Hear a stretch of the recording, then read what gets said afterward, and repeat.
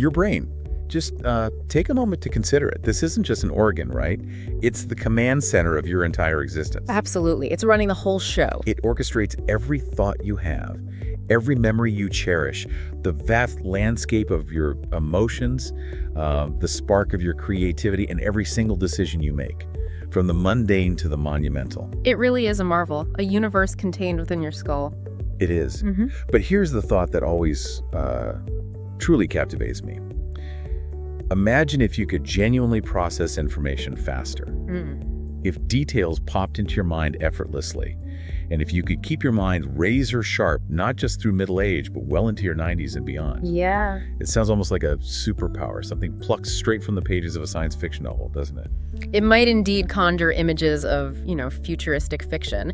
Yet what's truly astonishing here is that for the vast majority of people, they never even come close to realizing their brain's full, incredible potential. Really? That much untapped potential? Oh, absolutely. We often operate on merely a fraction of what our magnificent minds are truly capable of.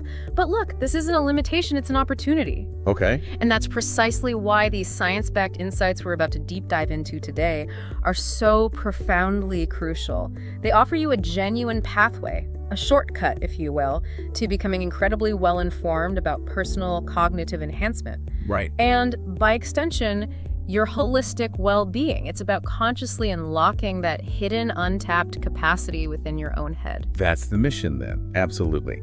And it's an empowering one because we are here to share 14 powerful, genuinely science-backed strategies, specifically designed to help you boost your brain power in ways you won't just conceptually understand, but that you will tangibly feel in your daily life. That's the key, isn't it? Feeling the difference. Exactly. We're not venturing into obscure theoretical neuroscience or complex, unproven fads. These are eminently practical, rigorously proven strategies that anyone, regardless of their background or current lifestyle, can start implementing right now. Right now, today. So truly, settle in.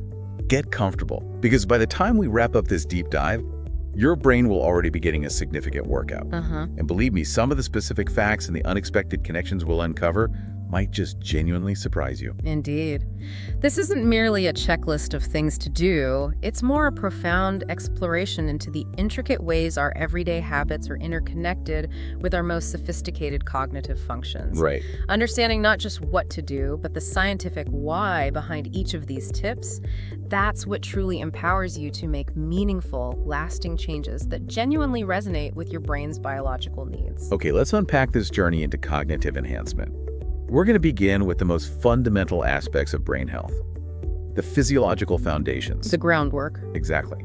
Because without a strong base, everything else becomes a struggle. Fueling and maintaining your brain, the physiological foundations. So tip number 1, feed your brain the right nutrients. If you can, take a moment to vividly imagine your brain not just as a squishy organ, but as an incredibly finely tuned, high-performance sports car. Okay, like a Ferrari. We're talking about a precision machine, a Ferrari, a McLaren. You would never, not in a million years, pour just any old, low-grade, cheap fuel into such an engine and expect it to run perfectly, would you? Of course not. You'd ruin it. You'd expect misfires, sluggishness, maybe even a breakdown. Your brain is precisely the same. It demands the absolute right fuel, the premium kind, to operate at its peak performance. That analogy of a high-performance engine is not just apt, it's remarkably accurate. And the science behind it is truly compelling. What's genuinely groundbreaking isn't just that healthy fats are beneficial, it's that the human brain is astonishingly about 60% fat by dry weight. 60%. Wow. 60%. And critically, a significant portion of that isn't just any fat, but specifically healthy omega-3 fatty acids. These aren't merely for general well-being, they are fundamental structural components. Structural? Yes. They literally construct the high-speed communication network of your brain. Specifically, they build and maintain the myelin sheath. Ah, the myelin sheath. I've heard of that. It's the protective, fatty coating around your neurons. Think of myelin like the insulation around an electrical wire. Okay. Without it, or if it's damaged, electrical signals don't just slow down, they degrade, they short-circuit, and clarity suffers profoundly. A deficiency in these fats means your brain's intricate communication network would be slow, prone to errors, and far less efficient. So we're talking about the superhighways of your brain. If the roads are crumbling, riddled with potholes, traffic grinds to a halt. Precisely. What kind of specific premium fuel are we talking about here? Give us the concrete examples, the go-to sources to keep those neural highways in top condition. Right. To ensure those vital neural highways remain smooth and fast, you absolutely need to consistently consume foods rich in omega-3s. Okay. The prime examples include fatty fish like wild-caught salmon, which is bursting with DHA and EPA. Salmon, got it. And even smaller, sustainable options like sardines or anchovies. If you're looking for fantastic plant-based alternatives, walnuts are a powerhouse. Walnuts, okay. Along with flax seeds and chia seeds, which are rich in ALA, a precursor to the longer chain omega-3s your brain craves. Like some chia seeds. Yeah. Good options. And beyond these essential fats, what other key players should we be adding to this brain superfuel mix? I hear a lot about antioxidants for overall health. Yes. But what's their specific role for the brain? You're absolutely right to bring up antioxidants. Their role for the brain is critical, almost like tiny, tireless custodians. They are immensely important for actively protecting your delicate brain cells. How so? Take blueberries, for instance.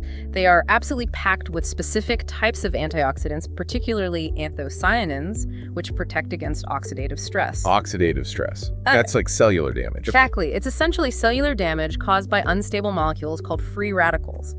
These free radicals can wreak havoc on brain cells, accelerating aging and contributing to neurodegenerative diseases like Alzheimer's. Wow. So blueberries are like miniature, highly effective shields for your brain, neutralizing these harmful agents. Little shields, I like that. And then there are leafy greens, such as spinach, kale, and collard greens. They provide crucial vitamins like vitamin K, folate, that's vitamin B9, and lutein. Leafy greens, okay. These aren't just general health boosters, but are specifically linked to slowing brain aging, enhancing memory retrieval, and maintaining robust cognitive function over time.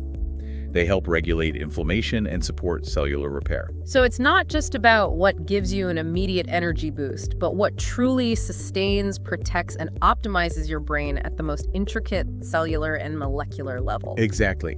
Let's imagine your brain cells as diligent, highly skilled workers within a massive, incredibly complex office building. Okay, I'm picturing it. If you don't provide them with the right nutrients, they're like workers attempting to perform their intricate jobs with blunt, worn-out tools in dimly lit rooms with constant, frustrating power outages. They wouldn't get much done. They would inevitably slow down, become sluggish, and make frequent, costly mistakes. But when you feed them optimally, it's akin to equipping them with the sharpest, most advanced tools, providing perfect, vibrant lighting, ergonomic, comfortable seating, and a perfectly climate-controlled, quiet environment. The ideal workplace. Every single operation within that vast billion-cell complex runs seamlessly with incredible precision and efficiency. This translates directly into profoundly clearer thinking, noticeably faster information processing, and smarter, more insightful decision-making. Wow. It is literally about creating optimal, high-performance working conditions for every single one of those billions of busy brain cells. That's a fantastic, incredibly vivid image. It truly drives home the critical importance of nutrition. Yeah. Okay, moving on from what we put into our bodies to how we move our bodies, this is often seen as a purely physical endeavor, but its impact on our brains is just as profound, if not more so. Tip number 2, exercise regularly. When you hear the word exercise, most people's minds likely jump to toned muscles, shedding a few pounds, or improving cardiovascular health. The usual stuff. Right. But what often gets shockingly overlooked, or perhaps isn't widely understood, is that consistently moving your body is one of the single best, most powerful ways to literally grow new brain cells. It still feels mind-blowing to me when I really think about it. Me too. It absolutely is mind-blowing, and the physiological connection between physical activity and brain health is not only profound, but also incredibly direct and measurable. How does it work? Well, when you engage in exercise, your heart begins to pump blood more vigorously, and this increased circulation delivers a vital surge of oxygen and crucial nutrients directly to your brain tissue. Okay, more blood flow, more oxygen. Makes sense. But that's just the beginning. This heightened activity within your brain also stimulates the robust release of a remarkable protein called brain-derived neurotrophic factor, or BDNF. BDNF. Right. Think of BDNF not just as a protein, but as a potent, highly specialized fertilizer for your brain. It's often referred to as Miracle-Grow for the brain. Miracle-Grow? Seriously? Seriously, because it actively encourages neurogenesis, the actual birth and growth of brand new neurons, particularly in crucial areas like the hippocampus, which is vital for learning and memory. So new brain cells are actually being born? Yes. Furthermore, BDNF strengthens existing synapses, which are the minuscule connections between neurons, making your brain's entire communication network far more robust, agile, and efficient. So not only are we ensuring more fuel and oxygen reach our existing brain cells, but we're literally cultivating new ones and significantly improving the communication infrastructure between them. That's truly incredible. It is. Are there specific types of exercise that are more effective for achieving this neurogenic effect? While almost any form of movement is beneficial and consistency is key, aerobic exercises are particularly effective. Like running? Yes, running, brisk walking, swimming, or cycling. They're particularly good for consistent BDNF release and enhanced blood flow. These activities have been consistently shown to improve memory, sharpen focus, and even significantly elevate mood. Interesting. Largely due to that sustained increase in circulation and neurotrophic factor production. However, it's important not to discount strength training. Weightlifting and that sort of thing. Exactly. It plays a crucial complementary role by helping to regulate hormones like insulin and various growth factors, which are intimately involved in maintaining overall brain health, protecting against age-related cognitive decline, and even reducing inflammation. Okay, so a mix is good. A combination of both is ideal, yes. That's good news, because I think a lot of people might feel intimidated by the idea that they need to become an elite athlete or spend hours at the gym to reap these benefits. Absolutely. And the remarkable beauty of this insight is that you certainly don't need to commit to running a marathon or spending an exorbitant amount of time in the gym. Yeah. The scientific research consistently demonstrates that even just 30 minutes of moderate intensity exercise a day can yield a truly noticeable difference. Just 30 minutes. Just 30 minutes. This could be something as simple and accessible as a brisk walk around your neighborhood, dancing to your favorite music in your living room, or cycling to the grocery store. Things most people can fit in. Exactly. The critical factor is consistency rather than extreme intensity. Your brain benefits most from regular, sustained effort that becomes a habitual part of your lifestyle, not necessarily from sporadic, punishing exertions. It's about building a sustainable habit that actively supports your cognitive health for the long term. 30 minutes a day. That's an incredibly achievable goal for most people. Okay, from staying active during the day, we now move to what happens when we're supposedly doing nothing at all. Sleep. But our brain is actually doing some of its most important work. Tip number 3, get quality sleep. This one, unfortunately, often gets mercilessly sacrificed in our incredibly busy, always-on lives, doesn't it? It really does. It's often the first thing to go. We tend to view sleep as mere downtime, or perhaps something we can cut short to squeeze in more productivity. But the profound truth is, when you're deeply asleep, your brain is anything but idle. Far from it. And in fact, it's running its own incredibly essential high-stakes night shift. That's precisely right. During sleep, your brain embarks on a period of intense, vital maintenance. It meticulously organizes and consolidates all the memories and experiences from the day. Like filing things away. Exactly. Deciding what information to store long-term and what can be safely discarded. It's also rigorously repairing cells and, most critically, actively clearing away metabolic toxins that inevitably accumulate during your waking hours. Toxins? Like waste products? Yes. This sophisticated cleansing process is managed by a relatively recently discovered system called the glymphatic system. The glymphatic system, okay. You can truly visualize it as a dedicated, highly efficient night crew diligently cleaning up a bustling office building after hours, emptying the waste baskets, tidying all the desks, and meticulously preparing everything for optimal, productive function the very next day. A cleanup crew for the brain. Precisely. And what's fascinating here is that this system is crucial for flushing out specific metabolic waste products like amyloid beta proteins. I've heard of those linked to Alzheimer's. Exactly. When they accumulate over time, they are directly linked to neurodegenerative conditions such as Alzheimer's disease. So sleep isn't just about rest, it's a vital preventative measure, a profound detoxification process. Wow. If that cleaning crew doesn't show up or only manages to get half the job done, you inevitably start the next day with a cluttered, inefficient, and potentially toxic workspace. So if we habitually skimp on sleep, It's akin to leaving the office in a chaotic mess and then somehow expecting to be productive and clear-headed the next morning. Pretty much, yes. What are the tangible, real-world cognitive consequences of that neglect? Precisely.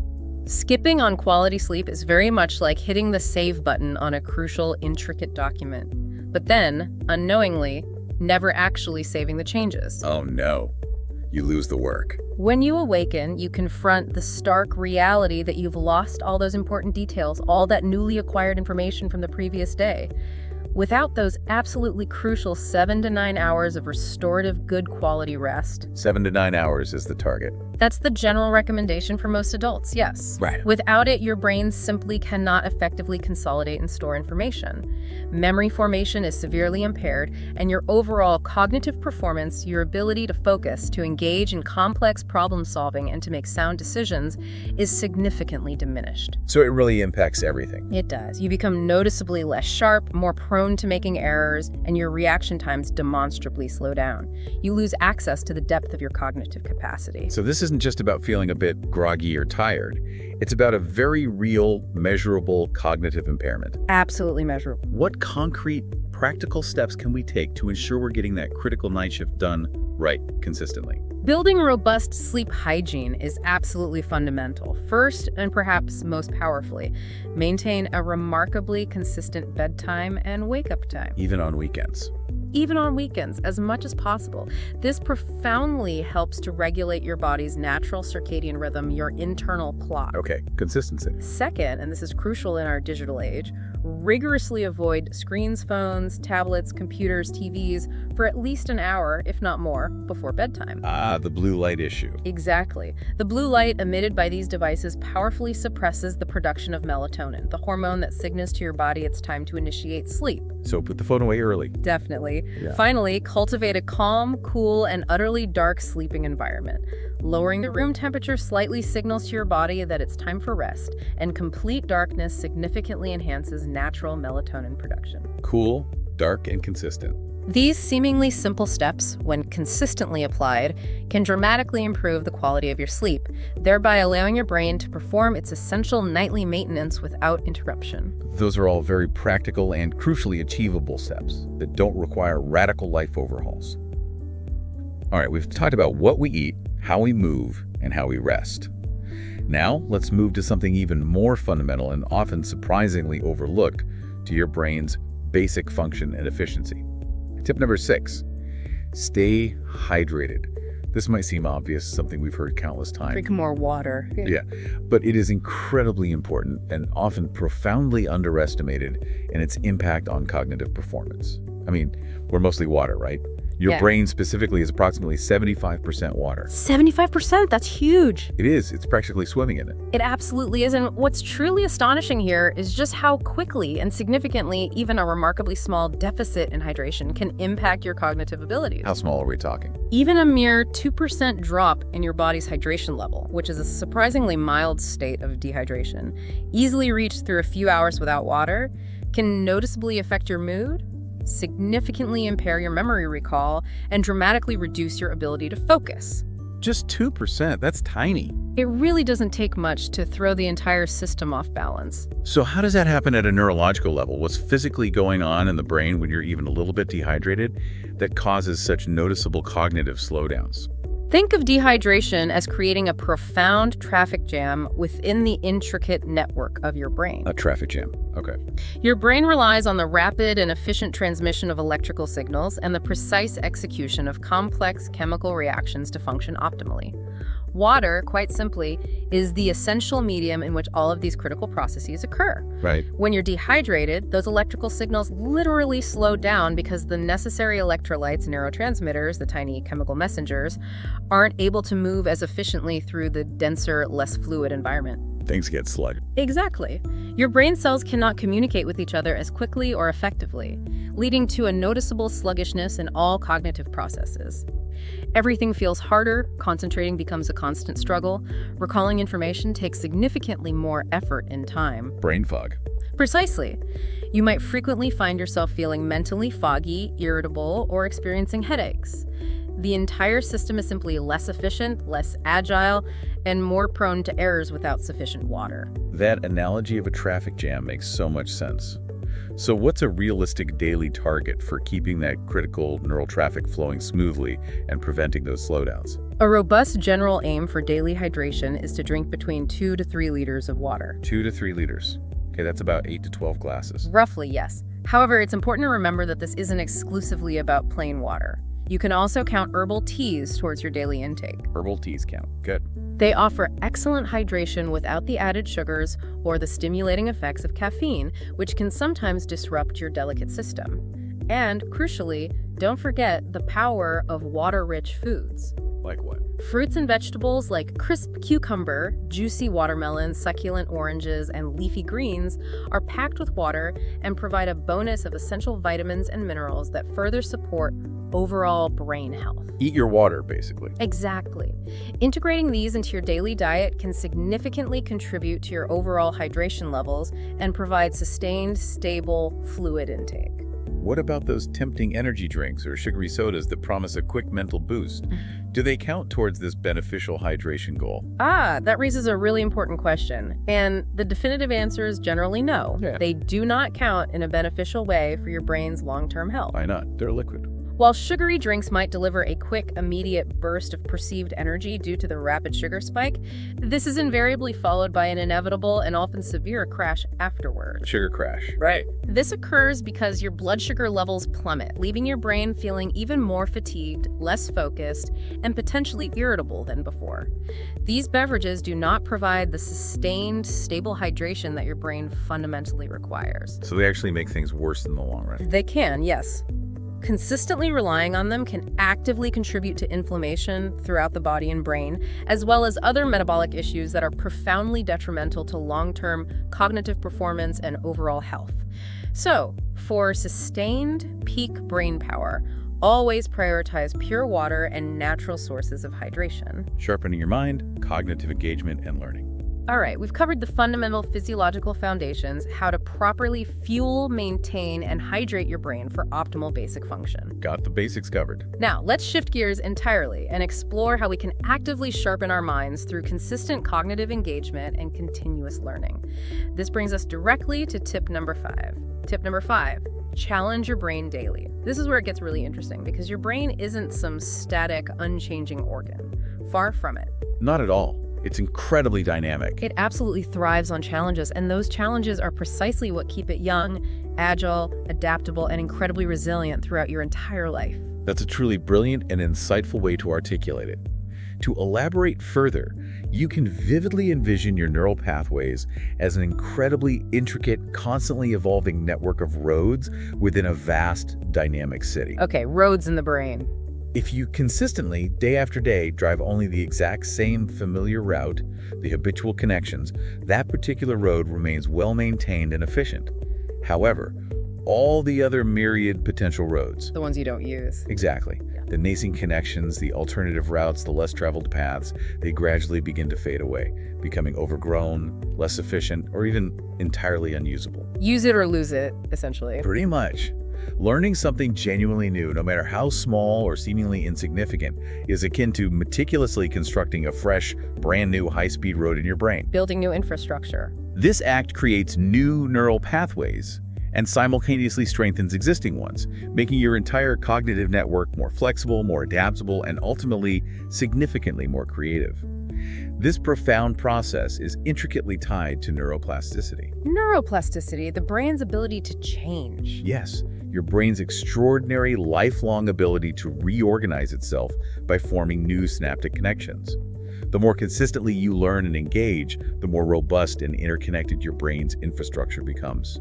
That's a powerful and relatable visual. So, what specific kinds of challenges are we talking about here? Does it need to be something monumental, like pursuing a second PhD? Not at all.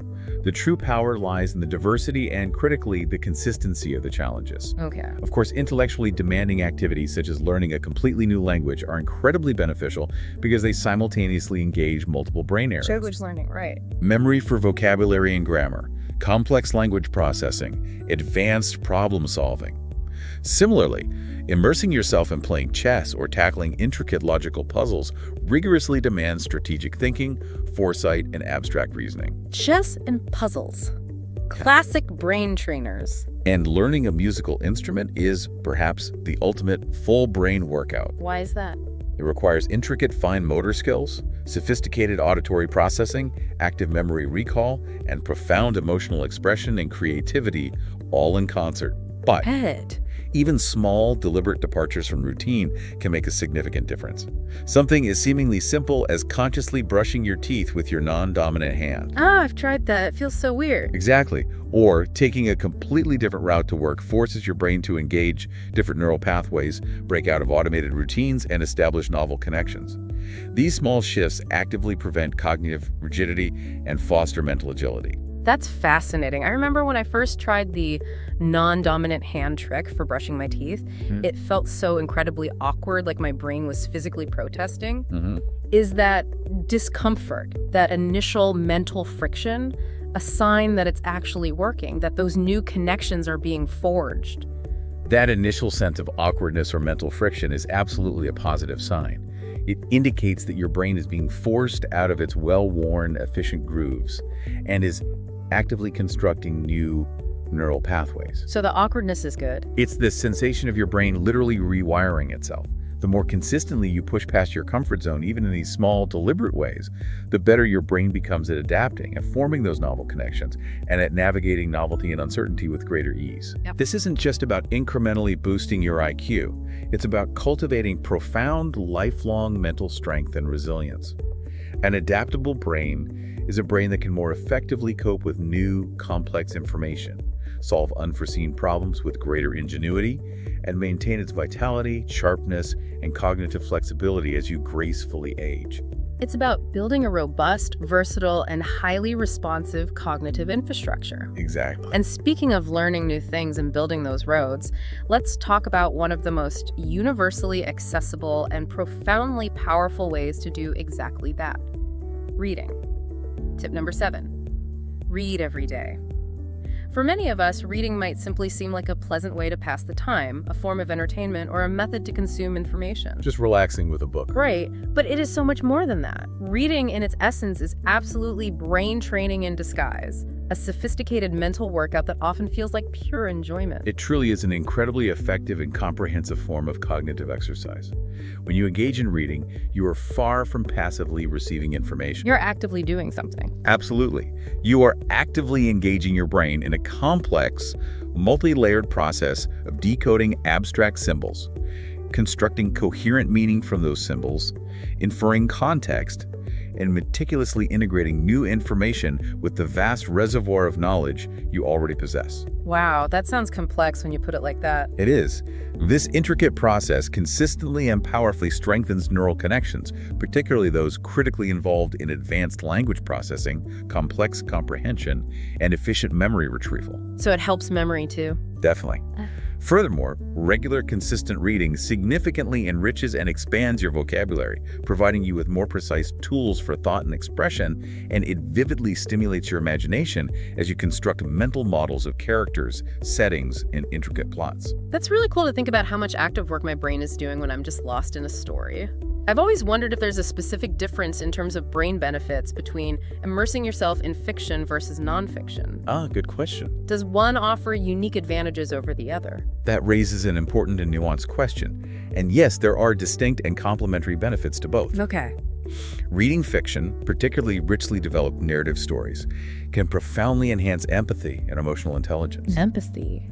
By effectively putting you in someone else's shoes, experiencing their internal thoughts, complex emotions, and intricate motivations, you are essentially conducting a sophisticated, simulated social interaction within your own mind. Oh, okay. This powerfully enhances your understanding of human behavior, strengthens your theory of mind, your ability to attribute mental states to yourself and others, and can even improve your social problem-solving skills. Interesting. And nonfiction? Nonfiction, on the other hand, directly sharpens your knowledge base, challenges your assumptions, and significantly enhances your critical thinking and problem-solving skills. It exposes you to new concepts, diverse perspectives, factual information, and logical arguments, rigorously encouraging critical analysis and the assimilation of complex ideas. So both are really valuable. Profoundly valuable for different, yet equally vital facets of cognitive and emotional development. Yes. So whether you're completely lost in a sprawling fantasy world or deep diving into a meticulously researched historical account, your brain is consistently getting a profound, beneficial workout. Precisely. And the best part, which makes this tip incredibly powerful, is its sheer accessibility. You don't need to dedicate vast, uninterrupted hours every day. How much time? The research consistently demonstrates that even a focused 15 to 20 minutes a day can make a truly remarkable and cumulative difference over time. 15, 20 minutes, that's doable. Very doable. And here's where it gets really interesting in our modern world. Your brain, from a cognitive benefit perspective, doesn't inherently discriminate about the format. Meaning? Whether you're holding a physical book with turning pages, reading an ebook on a tablet, or actively listening to an audiobook. Audiobooks count. Great. Yes. As long as your brain is engaged in the process of actively absorbing, processing, and integrating new information, it is growing stronger, forming new connections, and continuously enhancing its capabilities. The active cognitive engagement is what truly matters most. That's a great point about accessibility. It truly makes it easy for everyone to implement this. Now, taking this idea of actively learning and engaging your mind even further beyond just reading, we get to tip number 11. Tip number 11. Learn new skills. This isn't just about passively consuming information through reading. It's about actively engaging with a completely new discipline, mastering a new craft. Getting hands-on. Exactly. Or even cultivating a fundamentally new way of interacting with the world around you. The dynamic, immersive process of learning a new skill, whether it's patiently cooking a complicated new gourmet recipe, Cooking. diving into the expressive world of painting, trying your hand at the logical intricacies of coding, or mastering the art of confident public speaking, profoundly forces your brain to adapt, to rewire, and to grow in entirely new ways. It really pushes the boundaries. This, as we touched upon earlier with neural pathways, is truly neuroplasticity in dynamic living action. Exactly. Every single time you embark on the journey of learning a new skill, you are intentionally initiating and guiding your brain to physically rewire itself at a neurological level. It's an active process. Very active. It's far from passive. It's a demanding reorganization of your brain's architecture. Each new skill you diligently acquire creates fresh, robust neural pathways and simultaneously significantly strengthens existing ones. So more brain roads again. More roads, stronger roads. This results in your brain becoming remarkably more efficient at processing complex information, noticeably more adept at creatively solving novel problems, and substantially more capable of innovative, out-of-the-box thinking. Can you give an example? Sure. Consider, for example, the act of learning to play a musical instrument again. It demands intricate, precise coordination between widely disparate brain regions, motor cortex, auditory cortex, memory centers. All working together. Similarly, learning to code rigorously forces you to think in highly logical, structured, and sequential ways, compelling you to meticulously break down vast, complex problems into manageable, solvable steps. That sounds like great training for problem solving in general. It directly and powerfully enhances your analytical and systematic problem-solving abilities. Your brain genuinely transforms into a more versatile, agile, and powerful instrument. And there's a real profound sense of accomplishment that comes with mastering something new, isn't there? It's not just beneficial for your brain, it feels incredibly satisfying on a personal level, too. It absolutely does, and that profound sense of satisfaction is intricately tied to your brain's neurochemistry. How so? When you experience that gratifying sense of accomplishment, that exhilarating aha moment, or the successful execution of a newly acquired skill, your brain responds by releasing dopamine. Dopamine, the feel-good chemical. Well, it's often called that. But its role is far more complex and essential than just simple pleasure. It's intimately involved in your brain's fundamental reward system, crucial for motivation, and absolutely vital for learning and memory consolidation. So it helps lock in the learning. Exactly. This release of dopamine not only makes you feel happier, more satisfied, and more engaged, but it also neurologically reinforces the learning process itself, making you more motivated to continue learning, to persist through challenges, and to eagerly tackle new skills and knowledge in the future. It creates a positive feedback loop. A robust, self-perpetuating positive feedback loop, yes.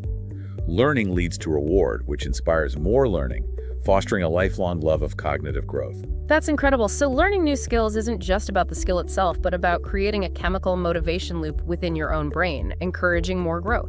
And speaking of things that make us feel good, and also engage multiple complex parts of the brain simultaneously. Tip number 13, listen to music. Music is profoundly more than just pleasant background noise or a simple way to set a mood. Oh, much more.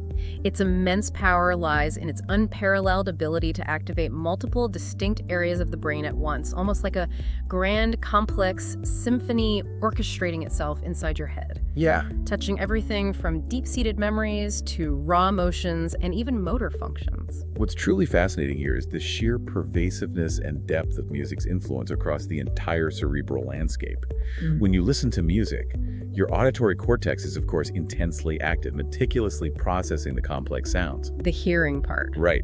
But the neural activation doesn't stop there. It simultaneously illuminates areas involved in memory, as familiar tunes can instantly and powerfully transport you back in time to specific moments or feelings. Like hearing a song from high school.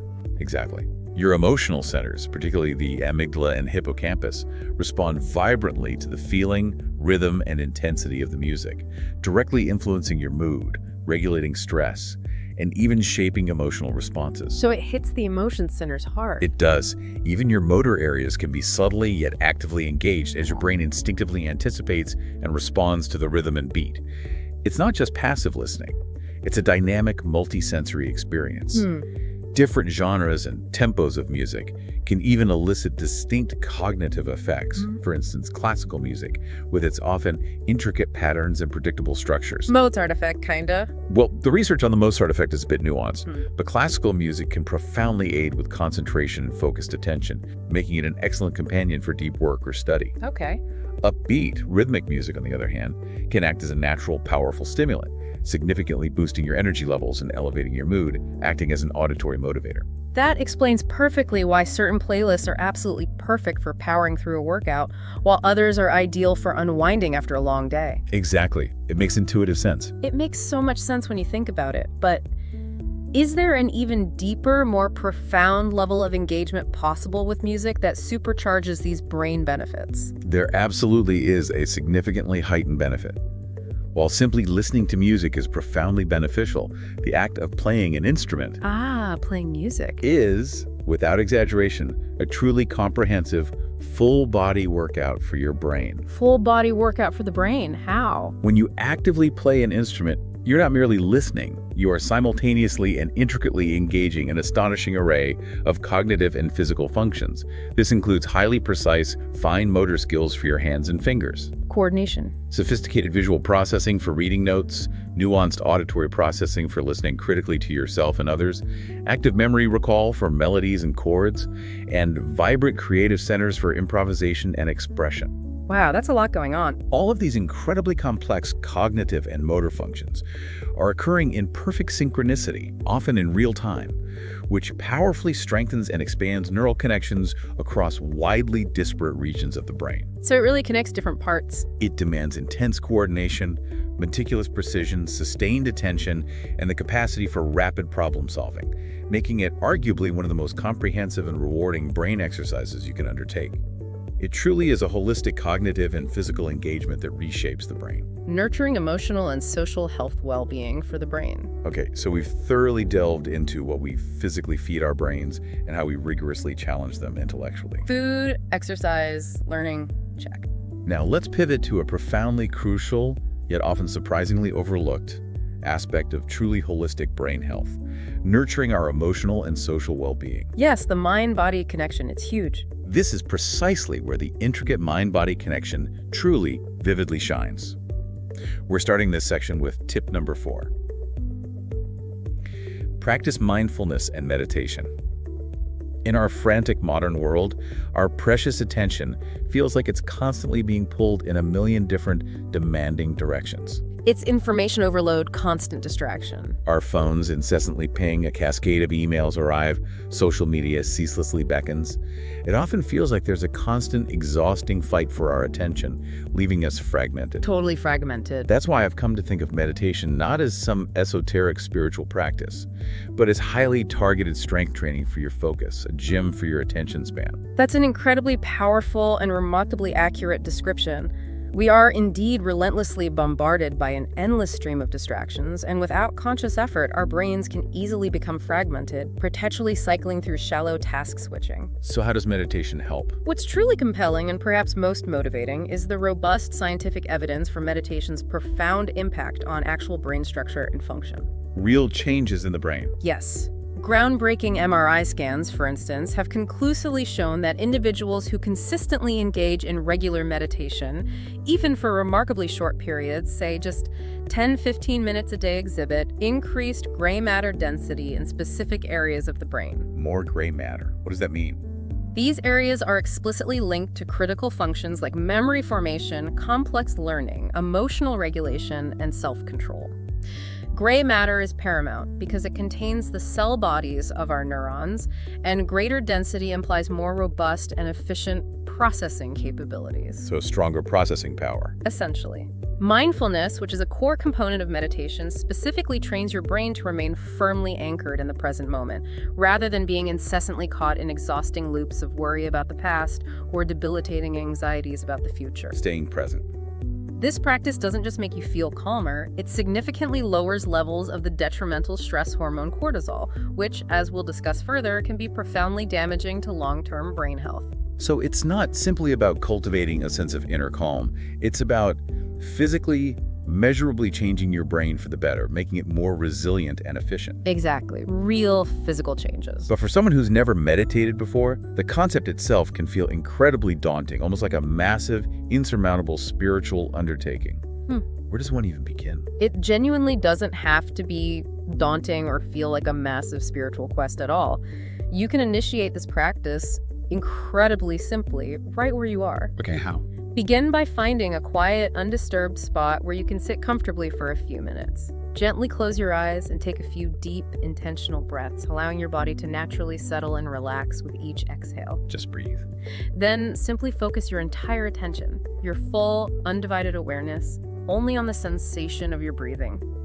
Notice the subtle feeling of the air as it enters and leaves your nostrils, the gentle rise and fall of your chest or abdomen. And when my mind wanders off. Yeah. Because it will. When your mind inevitably wanders, and it will wander, that's perfectly normal, it's what minds do, gently and without any self-judgment, bring your focus back to your breath. Gently bring it back.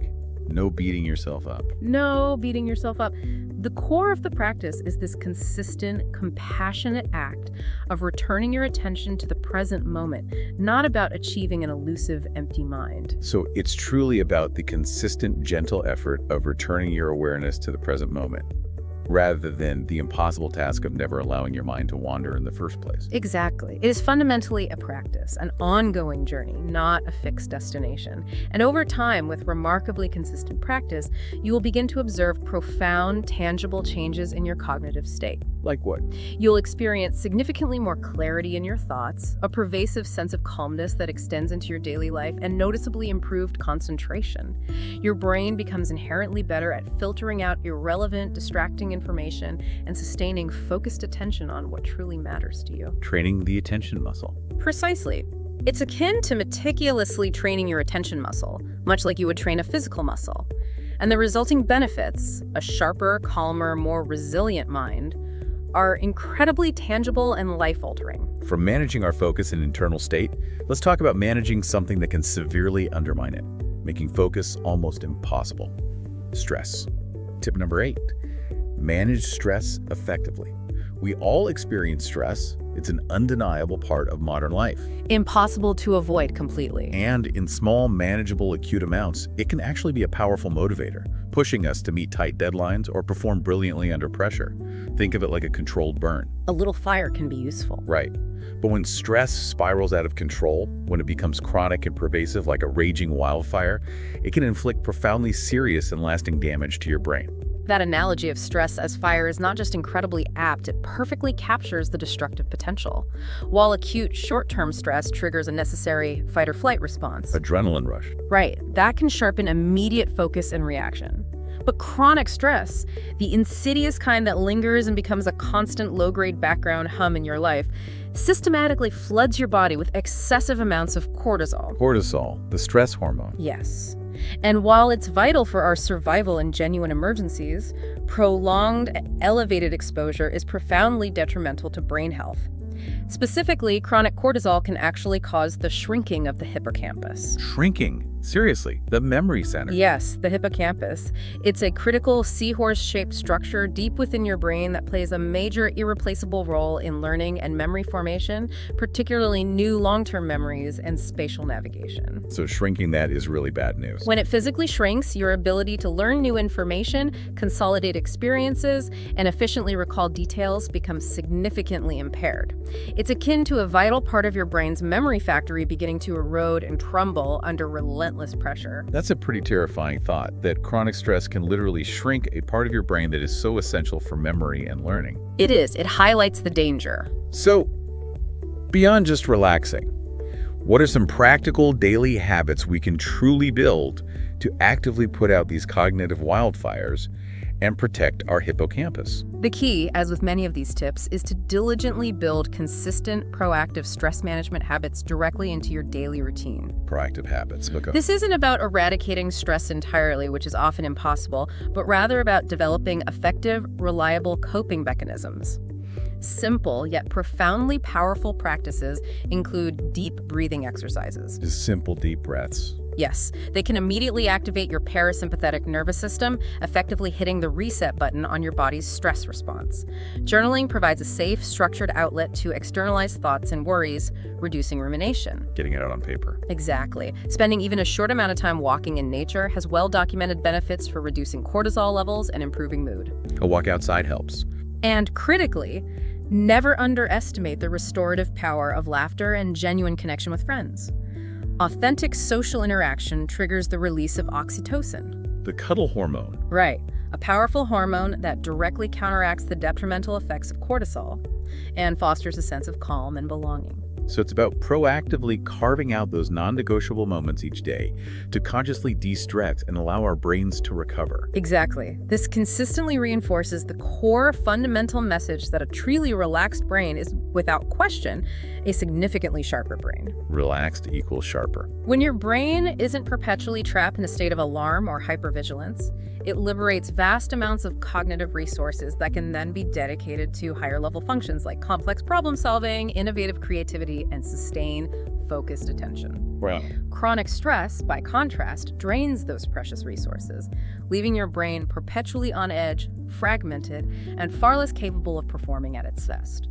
Prioritizing relaxation isn't a luxury, it is an absolute necessity. A strategic investment. A strategic investment in your long-term cognitive performance, mental clarity, and overall well-being. Absolutely. And speaking of connecting with friends and the profound power of laughter, that leads us directly into our next tip, which really highlights our fundamental human nature. Tip number 9. Socialize and have meaningful conversations. As human beings, we are fundamentally biologically wired for connection. Deeply wired. It's not simply a preference or a pleasant pastime. It's a deep-seated biological imperative that profoundly impacts every aspect of our cognitive health and longevity. This point strikes at the very core of human neurobiology and evolutionary development. Our brains did not evolve in isolation. They developed and flourished within complex social contexts. We're social creatures. Therefore, social interaction itself is an incredibly rich and demanding cognitive task. Meaningful conversations, in particular, rigorously challenge and hone multiple brain functions simultaneously. So they demand precise memory recall as we remember past shared experiences and details about the person we're talking to. They hone our active listening skills, requiring us to process not just words, but also subtle nonverbal cues. Tone, body language. Tone of voice, facial expressions, body language, exactly. And perhaps most dynamically, they demand the ability to think quickly, to formulate formulate coherent responses on the fly and to adapt our communication style in real time. It's a real mental workout. It is. And what's truly fascinating and extensively documented here is that numerous longitudinal studies have consistently shown that individuals with strong, vibrant, and consistent social ties have a significantly lower risk of cognitive decline, including dementia as they age. Strong social ties protect the brain. Yes. This isn't just a correlation, So it's not just about avoiding feelings of loneliness, which is important in itself, but actively stimulating and fortifying our brains through genuine human connection. Precisely. But does this cognitive benefit count if it's just endlessly scrolling through social media or passively watching what others are doing online? Because that certainly doesn't feel like a brain workout to me. That raises an incredibly important distinction, and you're absolutely right to question it. It is crucial to emphasize that we are talking about real, meaningful exchanges. Real conversation. Not merely passive or superficial digital interactions on social media platforms. While social media can certainly provide a sense of connection or awareness, it often profoundly lacks the depth, the authentic, real-time back and forth, and the rich array of nonverbal cues that truly challenge your brain. It's too passive. Often, yes. Meaningful exchanges involve active, empathetic listening, reciprocal sharing of thoughts and feelings, and the dynamic negotiation of ideas and perspectives. These are the types of interactions that engage and stimulate a much broader, more complex range of cognitive functions. So how do we get more of that? Actively seek out genuine opportunities to socialize. Perhaps join a club or a community group that genuinely aligns with your interests, volunteer for a cause you deeply care about, or simply make a conscious, dedicated effort to schedule regular phone calls or, ideally, in-person visits with friends and family. Make the effort for real connection. Prioritize those deep reciprocal connections. So putting down the phone for a while and having a really good, deep chat with someone you care about. Exactly. Think of every authentic conversation you have as a unique, dynamic mini workout for your brain. A mini workout. I like that. It's a consistent opportunity to actively exercise your memory, to refine your communication and listening skills, and to engage with diverse perspectives and complex emotional nuances. These consistent mini workouts collectively contribute to cultivating a more agile, resilient, and socially intelligent brain. Vital components of overall health. Absolutely vital components of overall cognitive health and profound well-being. Your brain thrives on this kind of complex social problem solving. That's such a great way to put it. Now, from connecting with others and the world around us, let's talk about connecting with ourselves by consciously cultivating a profoundly positive mindset. Tip number 12. Keep a gratitude journal. This sounds incredibly simple, almost deceptively so. Maybe a bit cheesy to some. And perhaps even a little bit fluffy or non-scientific to some people. But please, don't let its simplicity deceive you. The deliberate, conscious act of regularly writing down what you are genuinely grateful for can, quite powerfully, literally rewire your brain to automatically focus on positivity. It shifts your default setting, shifting your fundamental perception of the world. What's truly fascinating here is the concrete, measurable neurological impact of this seemingly simple practice. Neurological impact from gratitude. Yes. Positive thinking, which is meticulously cultivated through consistent gratitude, demonstrably increases the levels of specific, highly beneficial neurotransmitters in your brain. We're talking about serotonin and dopamine. Serotonin and dopamine again. Yes. Serotonin is a key regulator of mood, well-being, and happiness. Dopamine, as we mentioned, is central to pleasure, motivation, the reward system, and crucial for effective decision-making. So gratitude boosts these. By intentionally focusing your mind on gratitude, you are not just subjectively feeling happier, you are actively and powerfully boosting the internal chemistry that directly influences your happiness, measurably improves your decision-making processes, and significantly enhances your resilience in the face of life's inevitable challenges. Wow. Your brain literally begins to optimize its own internal chemistry for a more positive, proactive state. So it's a direct, measurable chemical boost just by consciously changing your mental focus. That's truly incredible. And how simple is it to actually get started? Do you need to dedicate hours? Not at all. The profound beauty of this practice lies precisely in its practicality and remarkable ease of implementation. You can genuinely start incredibly small. How small? Just 3 concise bullet points a day. That is genuinely all it takes to kickstart this powerful, transformative habit. Just 3 things. Just 3. Before you drift off to sleep at night, or perhaps first thing when you awaken in the morning, Simply jot down 3 distinct things, no matter how seemingly small or insignificant, that you feel genuinely grateful for. Like what? It could be the warmth of your morning coffee, the unexpected beauty of a sunny sky, a kind word from a colleague, or simply the profound comfort of your own bed. The consistency of the practice is what truly matters, far more than the volume. Consistency over quantity. It's the ritualized mental shift. And what's the long-term cumulative payoff from doing something so seemingly simple yet so consistently every single day? Over time, this consistent, intentional practice literally trains and resculpts your brain to automatically filter for, identify, and prioritize positive experiences and observations in your daily life. It changes what you notice. Exactly. Instead of your brain automatically defaulting to focusing on perceived problems, frustrations, or what might be going wrong, it gradually becomes remarkably better at spotting opportunities, recognizing hidden blessings, and instinctively identifying potential solutions instead of fixating solely on obstacles. It shifts your whole perspective. It fundamentally shifts your perceptual lens. This profound change in perspective has far-reaching effects, positively influencing your baseline mood, enhancing your creative problem-solving abilities, and significantly reshaping your overall outlook on life, consistently guiding you towards a more optimistic, resilient, and proactive cognitive state. It's a fundamental recalibration of your brain's operating system. Optimizing habits, digital balance, and rest. We're almost through our 14 powerful tips, and what an insightful journey it's been. We've covered a lot of ground. We've meticulously covered fueling, sharpening, and nurturing our brains through nutrition, exercise, sleep, and emotional well-being.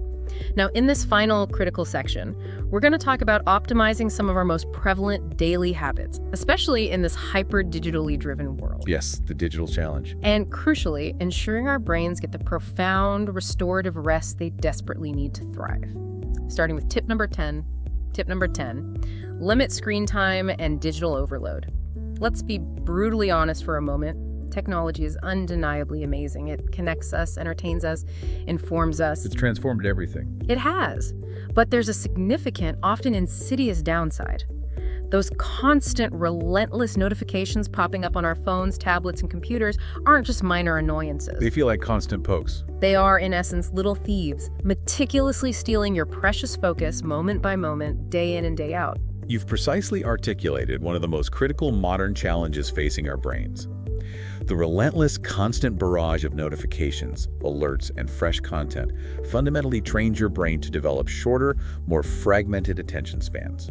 It trains us to be distracted. Pretty much. Each and every time a notification pulls your attention away, even for a mere second, your brain is forced to perform a taxing mental task switch. This perpetual, shallow task switching vehemently prevents you from engaging in deep, sustained focus on any single complex thing. We lose that deep focus ability. Over time, your brain essentially gets conditioned or trained to not only expect but even actively crave these quick bursts of novel, shallow stimuli. This, in turn, actively atrophies your brain's capacity for prolonged, deep, and concentrated thought. Atrophies, like a muscle wasting away. It's akin to constantly exercising only the muscle for quick, shallow sprints, while entirely neglecting and detraining the muscle necessary for long-distance endurance and sustained intellectual effort. That's a genuinely frightening thought, that we're inadvertently training our brains to be perpetually distracted and less capable of deep thought. It's a real concern. So how do we effectively push back against this relentless digital pull and reclaim our focus? This raises an absolutely vital question, and the answer unequivocally lies in setting firm, intentional boundaries. Boundaries with tech. Begin by scheduling specific, non-negotiable screen-free hours each day. Perhaps it's the first hour after you wake up, or the hour immediately preceding bedtime, or during dedicated meal times with family. Dedicated screen-free times. Also, be utterly ruthless about turning off all unnecessary notifications on your devices. Do you truly need an immediate alert for every like on social media? Probably not. Or can those updates genuinely wait until a designated check-in time? Most importantly, practice what's known as deep work sessions. Deep work? This involves dedicating a continuous block of time, say an hour or two, to a single high-priority task, completely free from any digital interruptions.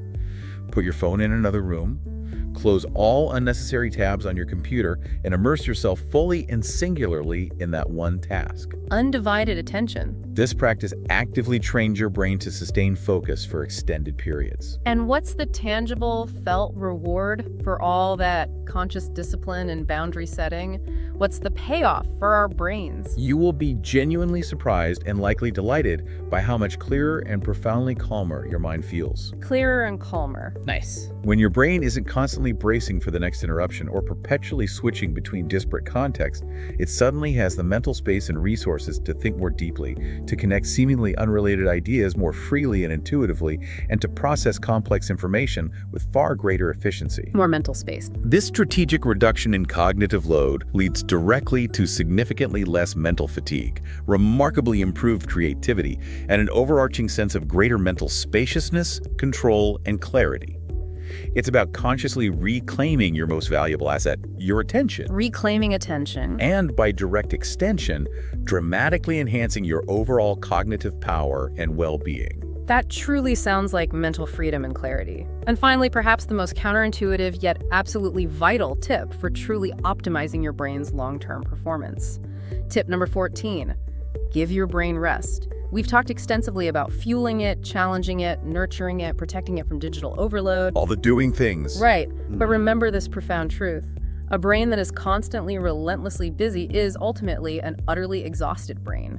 We cannot simply keep pushing it harder and harder without significant detrimental consequences. This is a critical point that is far too often overlooked in our productivity-obsessed, always-on culture. We glorify dizziness. We do.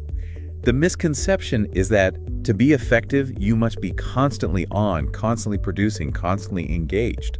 In fact, some of your most profound insights, your most creative breakthroughs, and your most effective problem-solving often happen not during periods of intense conscious focus. But when? But precisely during periods of downtime, when your mind is allowed to wander freely.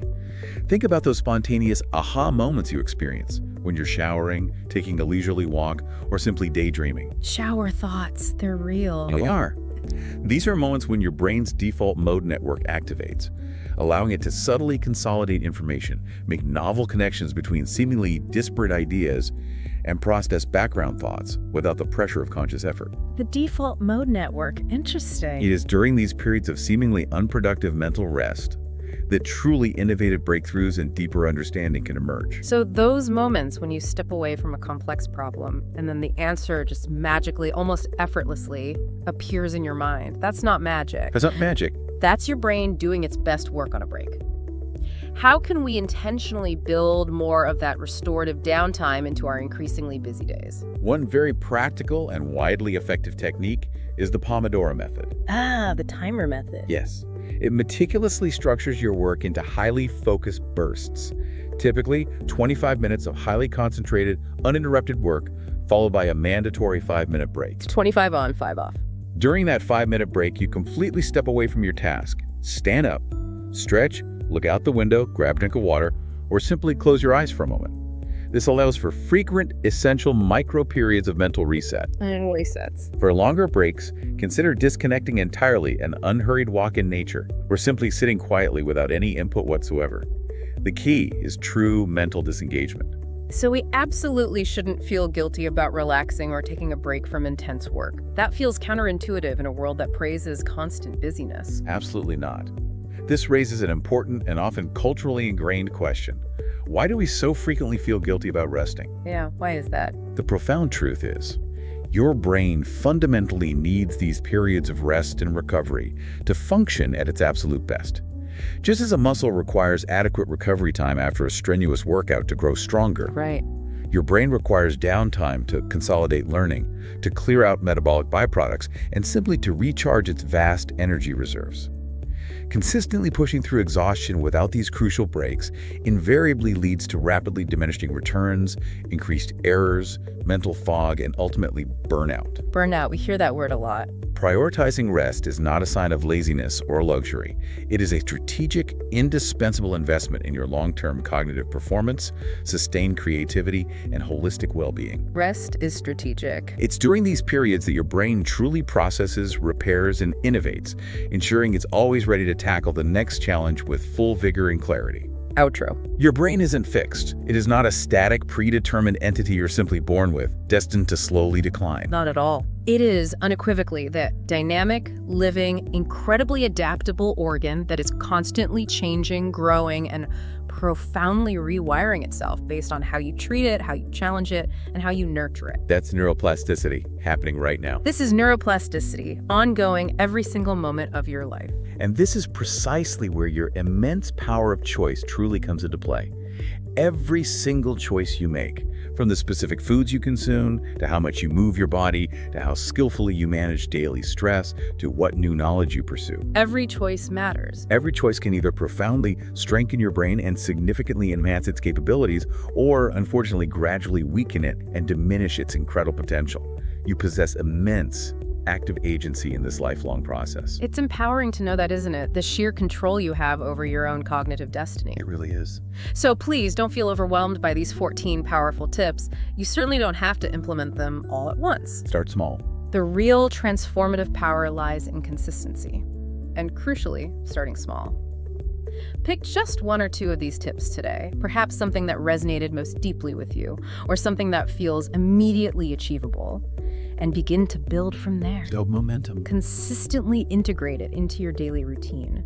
You'll be absolutely amazed at the profound results you'll begin to feel and tangibly see in your mental clarity, your memory, and your overall cognitive vitality. You'll notice the difference. This isn't just about living longer. It's profoundly about living smarter, living more fully, and living with a heightened sense of presence and purpose. Absolutely. Your brain's potential is truly an expansive journey, an ongoing process of growth and adaptation throughout your entire life, rather than a fixed, finite destination. It's about continuous evolution. A journey, not a destination. So, as you reflect on the insights we've discussed today, consider this provocative thought for further reflection. What new road will you consciously build in your brain today? Perhaps to deepen your understanding of a complex topic, or to bravely embrace a new skill or intellectual challenge you've always considered. What new road will you build? We truly hope this deep dive has given you some powerful, actionable insights and ignited a new sense of possibility for your incredible mind. Remember to think smarter, live better, and keep pushing your mind to new, exhilarating heights.